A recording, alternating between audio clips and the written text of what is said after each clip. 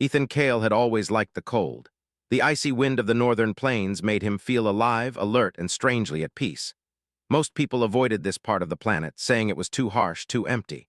But to Ethan, the isolation was freedom. His small cabin, built from scavenged materials and insulated with care, was his world, a place where he could live on his own terms. It was quiet. Safe until the storm came. The blizzard hit in the late afternoon, a sudden wall of snow and wind that transformed the horizon into a blur of white. Ethan was checking his satellite equipment when he noticed an unusual reading: movement. At first, he thought it was an animal, maybe a wolf or a herd of elk. But the signal was strange, almost rhythmic, and it didn't match anything he had seen before. Curiosity pulled him toward it. Wrapped in layers, Ethan trudged through the snow, the storm biting at his face and hands. The signal led him to a shallow ravine where the snow was disturbed and tracks, unlike any animal he knew, marked the icy ground. Then he saw them, two figures lying face down, their bodies almost completely frozen. Ethan's heart skipped. They weren't human. Their skin had a faint shimmer like glass under moonlight, and their hair was silver, clinging to their frozen faces. He dropped to his knees, brushing snow off one of them. They were alive, but barely. Their chests moved with slow, shallow breaths. Instinct took over. Ethan lifted them both, one at a time, and carried them back to his cabin. His body screamed from the effort, but he ignored it. He laid them on thick blankets near the small stove and pulled out what medical supplies he had. He wrapped them in layers of cloth and used heated water bottles to raise their temperature slowly. The storm outside raged on, but inside, warmth began to fight back against the cold. Hours passed, and slowly the sisters, he later learned their names, stirred. Lyra was the first to open her eyes, a bright, piercing violet that seemed to glow in the dim cabin light. She looked around, frightened and confused. Neera, younger and quieter, followed soon after, her eyes a softer shade of lavender. Both were weak, shivering despite the blankets and warmth. Ethan tried to speak gently, his voice calm. "It's okay. You're safe now. You're on my planet, but no one is going to hurt you here." Ethan frowned, realizing he had no way to communicate easily with them. He pointed to himself and said, "Ethan." Then he pointed to them. "Names." That small connection was enough for him to feel a weight lift from his chest. For the next few days, Ethan tended to them carefully. He taught them simple human gestures, how to drink warm liquids, how to move without risking injury, how to rest and conserve energy. They taught him small things too, gestures and symbols that carried meaning beyond words. Communication was slow, but it existed, and it was enough to build trust. The sisters' bodies began to recover, their color returning, their shivering less frequent. But Ethan knew their survival was more than just escaping the cold. He noticed strange marks on their skin, tiny burns, scars, and bruises that told stories of violence and pursuit. He realized they were running from something or someone. One evening, as snow fell softly outside, Lyra finally spoke in broken English. Her voice was hesitant but clear. They hunt us across stars. We cannot return."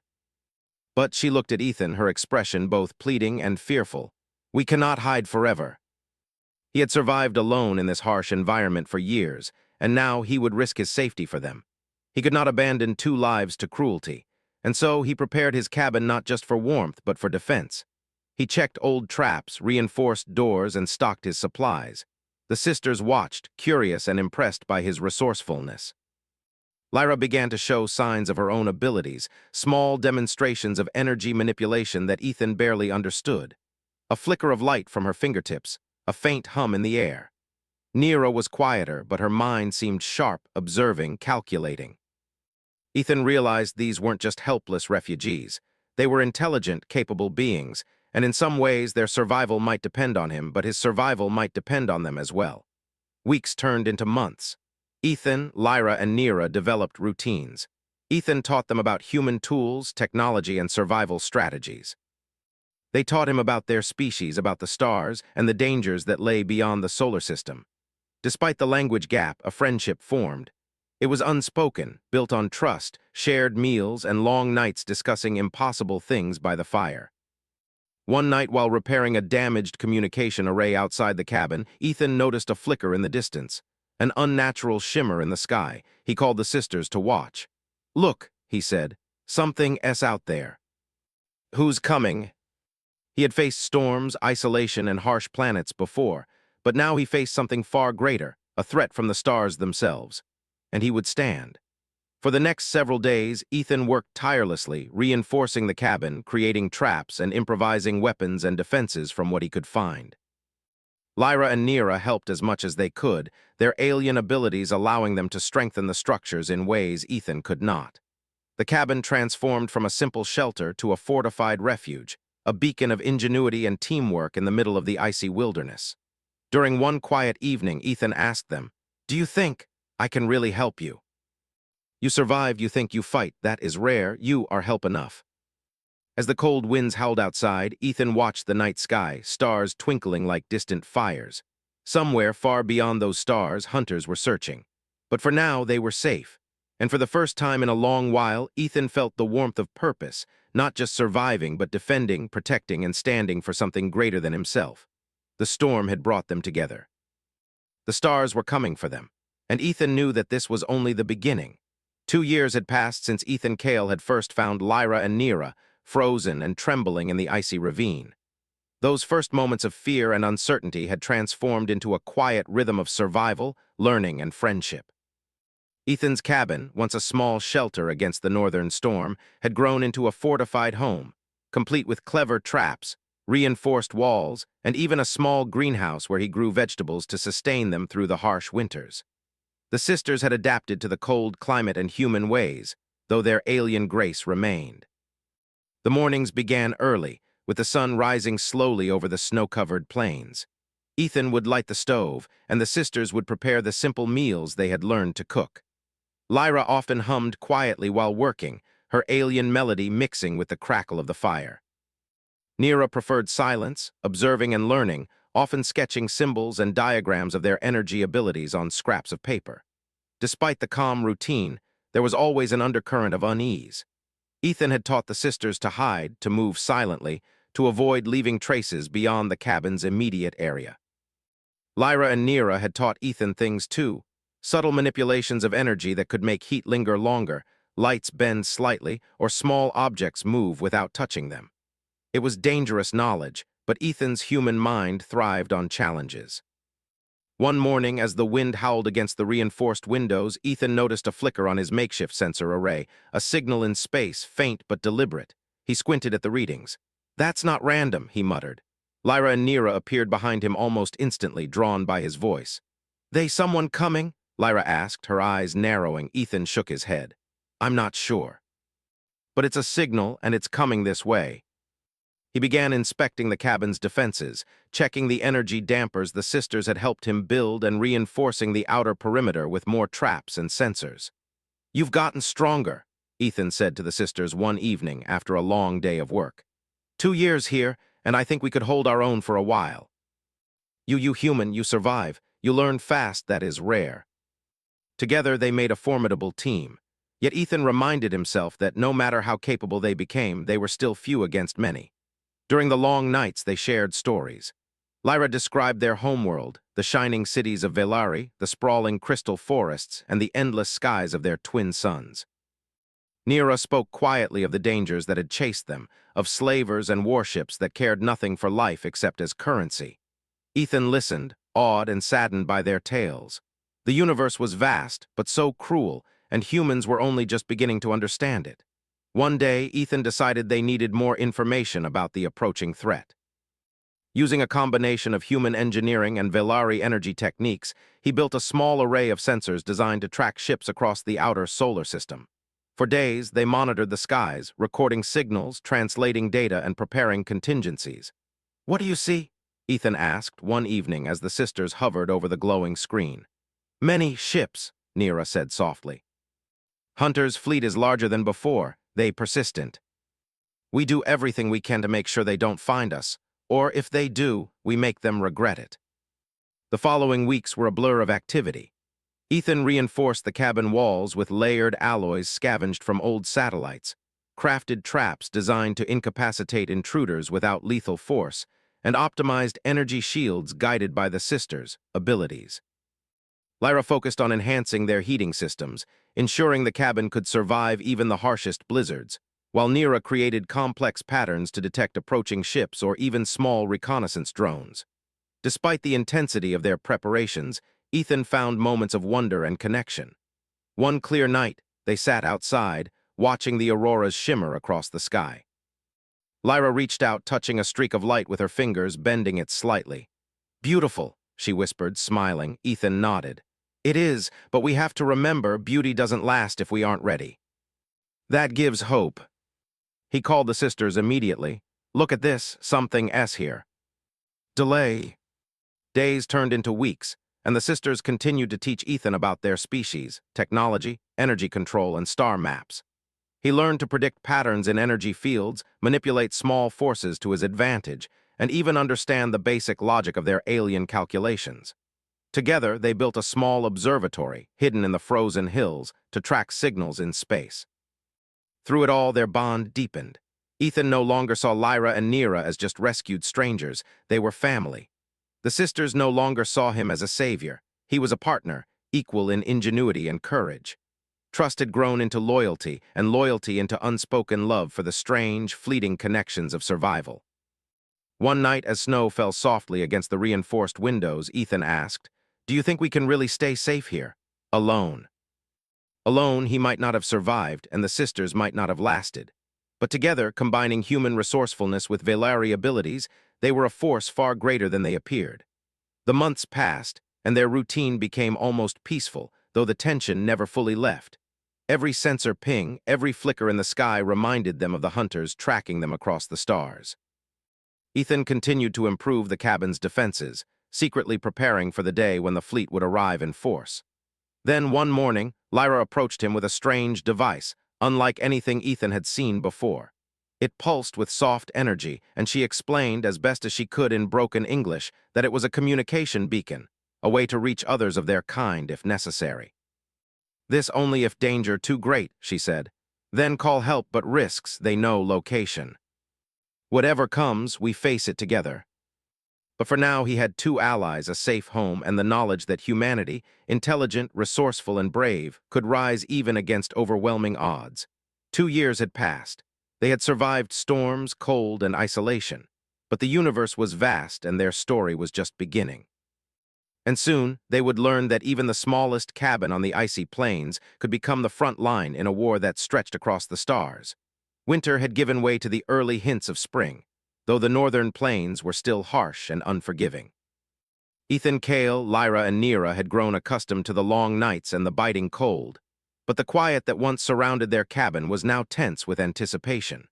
For weeks, their sensors had picked up unusual readings, strange energy pulses, faint signals drifting across the void, and small disturbances in the upper atmosphere. Ethan knew the time was approaching when the hunters tracking the sisters would make their first move. One crisp morning, as frost glittered on the cabin windows, Ethan noticed a distinct anomaly on the sensors. A small, fast-moving craft was approaching from deep space, moving in a precise, calculated path. "It's a scout," Neera said immediately, her voice calm but sharp. "They test defenses. Let's see what we've built." Lyra raised her hands, and a soft hum filled the air. Energy pulsed around the cabin, creating a subtle distortion field. "Hide, confuse," she instructed. Ethan understood immediately. They had practiced this, a combination of human engineering and alien abilities to create a visual and sensory illusion. The scout hovered above the snow, its sensors sweeping the area. Ethan held his breath. The decoy they had set up, a holographic cabin slightly offset from the real one, flared, drawing the scout's attention. For a moment, the tiny ship paused, as if uncertain. Then it moved closer, adjusting its scanning pattern. "Don't let it see the real cabin," Ethan whispered. Lyra and Neera's energy fields shimmered, bending light and sound just enough to mask their presence. Ethan held a makeshift control panel, feeding false data to the Scout-S sensors. Every move was calculated, every signal meant to mislead. Minutes felt like hours. The Scout's engines emitted a soft whine as it hovered and tested the perimeter. Then, without warning, it darted closer, seemingly probing for weaknesses. Ethan tensed, ready to trigger a series of mechanical traps, camouflage snares, freezing nets, and energy dampers designed to interfere with alien tech. The Scout encountered the first trap, a subtle electromagnetic pulse, and its systems momentarily faltered. Ethan let out a breath he hadn't realized he was holding. "They learn fast," Neera said, scanning the readings. "But you human clever." "That is advantage." Ethan added new mechanical traps, reinforced the cabin walls with layered alloys scavenged from satellites, and built hidden observation points in the surrounding hills. Lyra focused on enhancing energy shields, creating layers of protective fields that could absorb impact and heat. Neera mapped the patterns of possible attacks, predicting likely approaches and blind spots in the terrain. Yet despite their efforts, the threat was not far away. Signals from the scout had already reached the main fleet. Ethan realized that their relative safety was only temporary. The hunters were patient and they were methodical. One evening, as the northern lights danced across the sky, Ethan and the sisters sat inside, reviewing the sensor data. "How many ships do you think?" Ethan asked, his voice low. Lyra hesitated. "Thousands fleet, 5,000 ships, larger than we expected. They will surround cabin." Humans had survived against impossible odds before, through ingenuity, courage, and determination. This would be no different. For the next few days, they began experimenting with tactics. Ethan laid out plans on paper and snow-covered terrain, marking potential ambush points, traps, and defensive positions. Lyra's energy manipulation allowed them to create temporary walls and barriers, as well as areas that could mislead energy sensors. Neera calculated probabilities, highlighting weak points in fleet approaches, likely reconnaissance paths, and timing for strikes. Despite the seriousness, moments of humanity shone through. Ethan laughed as Lyra accidentally short-circuited a small shield generator, sending a harmless arc of light across the cabin. Neera shook her head, smirking faintly. "You, human, sometimes reckless, but good."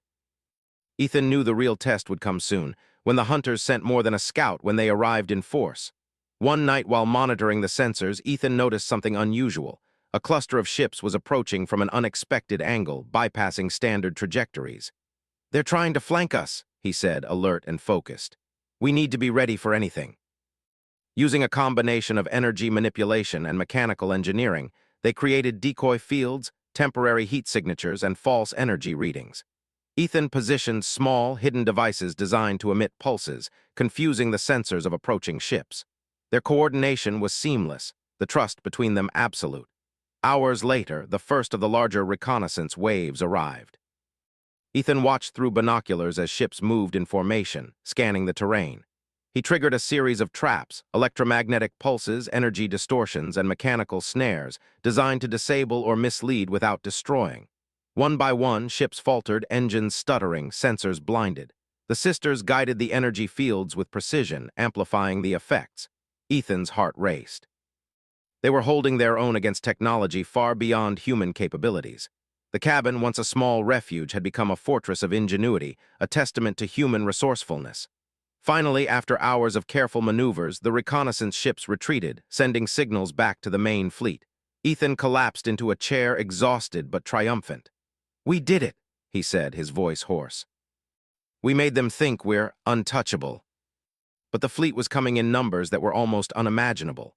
He knew the next phase would test not only their preparation, but their courage, creativity, and trust in one another. As dawn approached, Ethan stepped outside, looking across the frozen plains. The wind was bitter, the snow thick, and the horizon empty, or so it seemed. Somewhere beyond, thousands of ships moved, silent and patient, waiting for the right moment. Ethan clenched his fists, determination rising. Humanity had faced impossible odds before, and humans had a stubborn, unyielding strength that could outthink and outlast even the most advanced enemies. The sisters joined him, standing side by side. Lyra placed a hand on Ethan's shoulder. "We believe in you, you give hope. That is rare in universe." For the first time in weeks, he felt a strange kind of calm. The scouts had tested them. They had survived. And now, with Lyra and Neera by his side, he was ready to face whatever the fleet could throw at them. The universe was vast, dangerous, and unpredictable. But in the small cabin on the icy plains, humanity's ingenuity and bravery shone brighter than any star.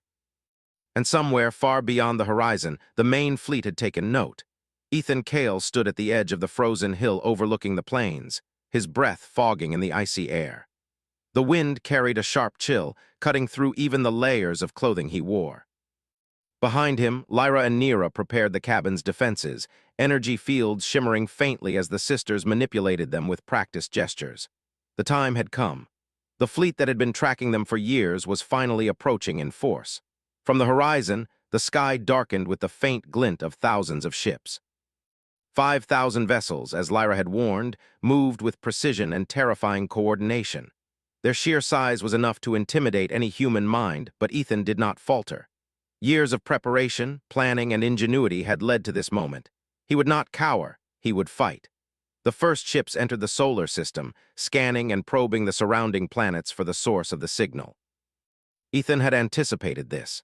He directed Lyra and Neera to expand the energy fields around the cabin, creating overlapping layers that could distort sensors and provide cover.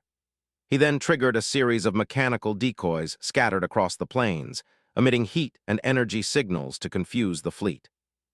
"They will probe every path," Neera said, her voice calm, eyes scanning the data flowing from their sensors. "But humans, clever, we can manipulate." Snowdrifts, jagged ice formations, and hidden crevasses provided perfect cover for traps and ambush points.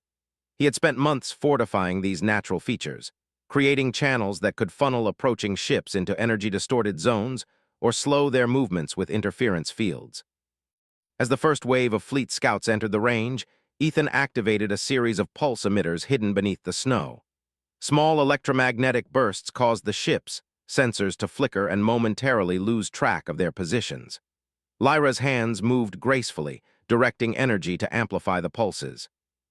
One scout too close to a decoy field misread its surroundings and nearly collided with a frozen ridge. Ethan couldn't help but smirk. Even against overwhelming odds, careful planning could turn the environment into an ally. Hours passed, and the fleet adjusted. The larger attack ships began descending into the system, moving in formation, testing the distorted signals and energy barriers. Ethan realized that brute force would not work. They could not outgun thousands of advanced vessels with human technology alone. They would need cunning, strategy, and speed. He turned to the sisters. "We need a plan, not to fight them head-on, they're too strong, but to make them waste time, energy, and resources. If we can hold them off, maybe we can force them to retreat or underestimate us." The plan was simple in concept, but required flawless execution. Force the fleet to split its forces, mislead them with decoys, and disable key scout ships to prevent the main armada from gaining complete intelligence. Then, if necessary, the sisters could manipulate energy flows to temporarily blind or disable larger vessels. Ethan's mechanical traps, combined with alien energy manipulation, would amplify the effects.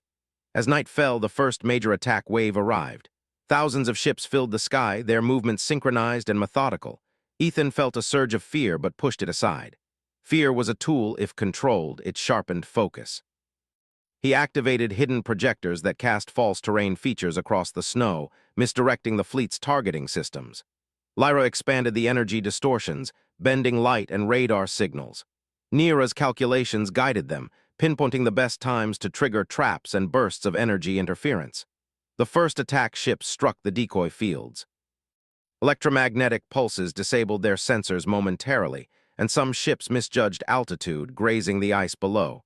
Ethan watched, heart pounding, as the fleet adapted, but not fast enough.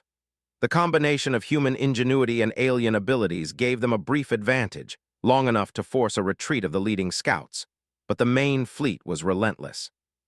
Larger vessels moved into the system, and Ethan knew that sustaining the illusion alone would not be enough. "We need to hit them harder," he said, determination ringing in his voice. "Lyra, focus on channeling energy through the fields to amplify the pulses. Neera, guide them. Make them think the entire terrain is rigged." Ethan's mind raced. Every second counted. He directed Lyra and Neera to shift energy fields dynamically, creating false readings and hidden safe zones. The fleet's ships struggled to adapt, wasting time, energy, and focus on targets that did not exist. Hours turned into a tense night of strategy and quick thinking. Ethan's ingenuity, the sisters' abilities, and the natural environment worked in harmony. They were few against thousands, yet the combination of human resourcefulness and alien energy manipulation kept them ahead. As the first light of dawn touched the frozen plains, Ethan allowed himself a brief moment to breathe. The fleet had not yet breached the inner defenses, but he knew this respite was temporary. The main vessels would continue their search, and the scouts had already sent data back to command. A new phase was coming, one that would test their preparation and courage to the limits. Lyra approached, her energy fields dimming as she rested. "Human, you are remarkable. Few could think like this. Few could survive." The fleet was vast, powerful, and relentless, but they had one advantage: the human mind. Ingenuity, courage, and adaptability had carried humans through countless impossible odds before. Here on the icy plains, it would do so again. For the next several days, they worked tirelessly. Ethan improved mechanical traps, camouflaged new decoys, and created hidden channels to funnel energy pulses more effectively. Lyra enhanced her energy shields, finding ways to extend them across wider areas. Nera recalculated attack patterns and fleet movements, adjusting their defenses with precision. Their cooperation was seamless, their trust absolute. Then, as the sun rose high on the third day, the fleet launched a coordinated attack. Thousands of ships descended simultaneously, their sheer numbers overwhelming even the sophisticated illusions. Ethan's heart pounded as he triggered decoys and mechanical traps, guiding energy flows through the sisters' shields to create maximum disruption. Ships faltered, engines stuttering under EMP pulses, some colliding with illusions of terrain features. The sisters worked tirelessly, shifting fields to confuse targeting systems. Ethan's mind raced, anticipating each movement and adjusting defenses in real time. The cabin, though small, had become a fortress of ingenuity, intelligence, and courage. Hours passed in a blur of tension and action. The fleet pressed relentlessly, yet they could not breach the inner defenses. Ethan felt exhaustion creeping in, but he pushed it aside. Retreat was not an option. He relied on every skill he had learned, every lesson from the sisters, and every instinct honed over years of survival. By evening, the fleet began to withdraw. Scout ships retreated to assess damage and report anomalies. The main vessels lingered at the edge of the system, wary and cautious. Ethan slumped against the cabin wall, fatigue washing over him. They had survived for now. Lyra approached, placing a hand on his shoulder. "You, human, clever, you survive, you give hope. Few could do this." "They will return." Ethan, Lyra, and Nera had proven that even in the face of impossible odds, clever strategy, cooperation, and determination could outmatch raw power. And somewhere in the distant reaches of space, the fleet noted this resistance, a human and two alien sisters defying expectation. Ethan knew it was only a matter of time before the next wave came. But he also knew that together they were ready to meet it head-on, using every bit of human ingenuity and alien knowledge to protect their home, their lives, and their hope for the future. The northern plains were silent under the early dawn light, but the stillness was deceptive. Far above, the main fleet lingered, a dark expanse of metal and energy stretching across the horizon. 5,000 ships, the likes of which Ethan Cale had only seen on sensor feeds, had been slowly encircling his cabin, testing defenses, probing for weaknesses.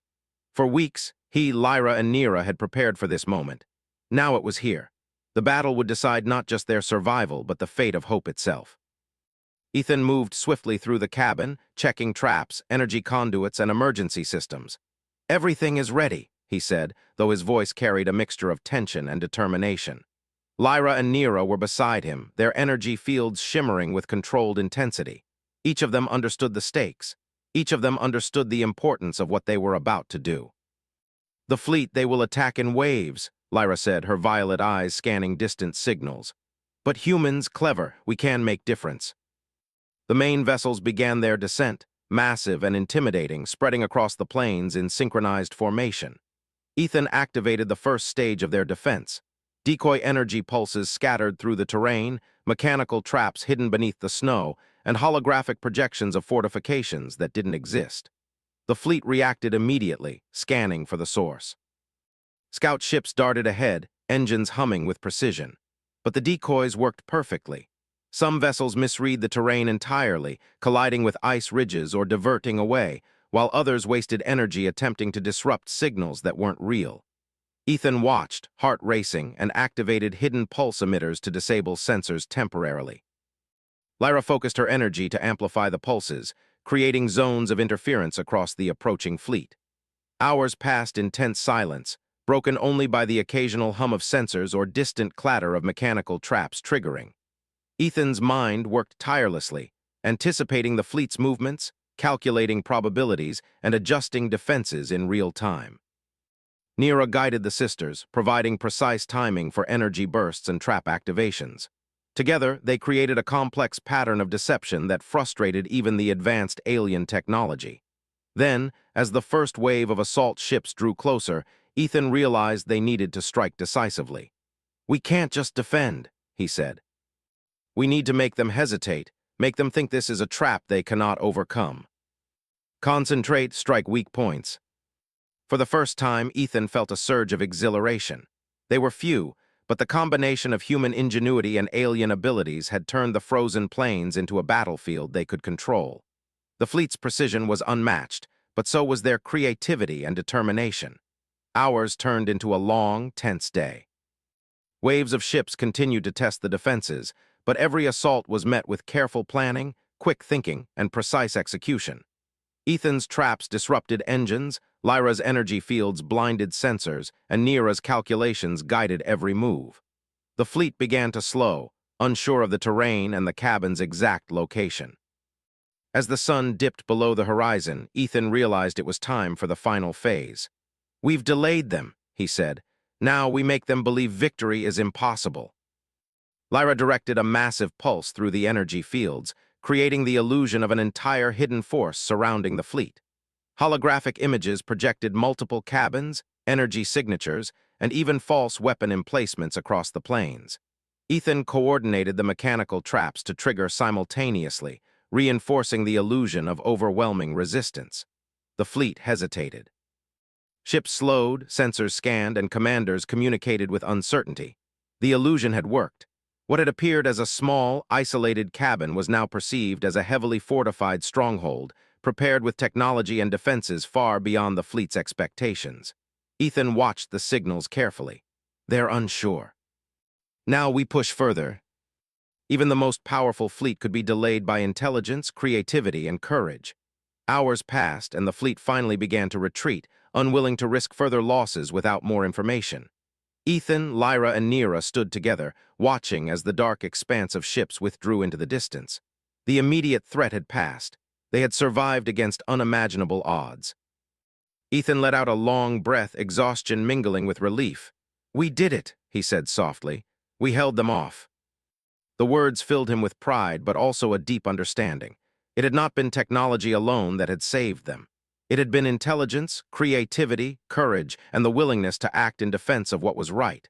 That was humanity's strength. That was what made humans capable of standing against even the most advanced foes. The three of them returned to the cabin, where the warmth of the stove and the shelter of walls provided comfort after the long day. For the first time in years, Ethan allowed himself to relax, knowing they had survived the ultimate test. The sisters prepared a simple meal, and they ate together, sharing quiet conversation about the events of the day. "Do you think they will come back?" Ethan asked. Lyra considered the question. "Perhaps fleet is vast, they will watch, but they learned, humans clever, not easy to defeat." Humanity's value was not only in technology or numbers, but in intelligence, courage, and the ability to work with others, even across species. Together, they had faced overwhelming odds and survived. In the following days, Ethan, Lyra, and Neera reinforced their defenses further, improving systems, refining traps, and preparing for the possibility that the fleet might return. But there was also time for learning and growth. The sisters taught Ethan advanced Velari energy manipulation techniques, star navigation, and defensive strategies that far surpassed human understanding. Ethan, in turn, shared his ingenuity, survival skills, and understanding of human psychology and improvisation. Their bond deepened beyond survival. They had become a family forged in adversity, strengthened by trust and loyalty. The icy plains, once a lonely refuge, now pulsed with life, strategy, and hope. Weeks later, a final signal arrived from the Velari sisters' homeworld, indicating that the fleet had retreated and communicated warnings to prevent a full-scale assault. Lyra and Neera had played a critical role in averting interstellar conflict, and Ethan's clever defense had earned the admiration of an entire species. Standing outside the cabin, looking at the stars, Ethan felt a quiet sense of awe. The universe was vast, full of dangers, but it was also full of opportunity. Humans had survived against impossible odds before, and today they had proven they could do so again. Lyra and Neera joined him, their alien forms glowing softly under the northern lights. "We will stay," Lyra said. "We teach, share knowledge. Humans can learn, together we explore." But hope now begins. Humanity had shown its strength once more, not through sheer numbers or power, but through intelligence, resilience, and the willingness to stand for what was right. The stars above twinkled like distant promises. Somewhere out there, ships still traveled, dangers still lurked, but for now, Ethan and the sisters had secured a victory. A victory not just for themselves, but for the idea that courage, cleverness, and cooperation could overcome even the most overwhelming odds. Ethan looked at Lyra and Neera and then back at the horizon. "The universe is big," he said softly, "and dangerous.